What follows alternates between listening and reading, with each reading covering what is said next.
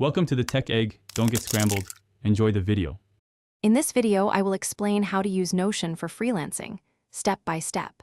First, establish a dedicated Notion workspace for your freelance endeavors. This central hub will house all your business information. You can organize pages for clients, projects, and even financial tracking. Leverage Notion's extensive template gallery to quickly set up essential dashboards, saving you hours of initial setup time and providing a solid foundation for your work. Next, master client and project management. Construct a robust client database, storing contact information, project history, and important notes for each client. You can track project progress effectively by using customizable status properties, such as to do, in progress, or completed.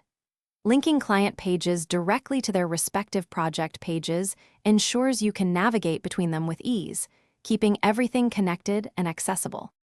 Now, let's tackle finances.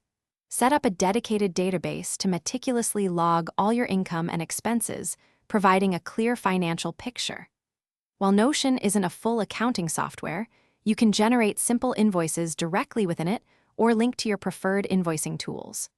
This allows you to monitor your financial health with a clear, real-time overview of your earnings and expenditures, helping you stay on top of your business's money.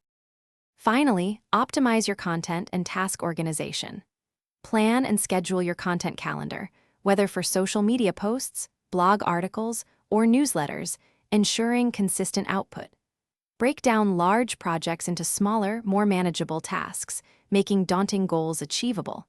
Utilize Notion's powerful reminder and due date features to consistently stay on top of your commitments, ensuring no deadline is missed and your workflow remains smooth and efficient. Thanks for watching. Consider subscribing if I helped unscramble your problems.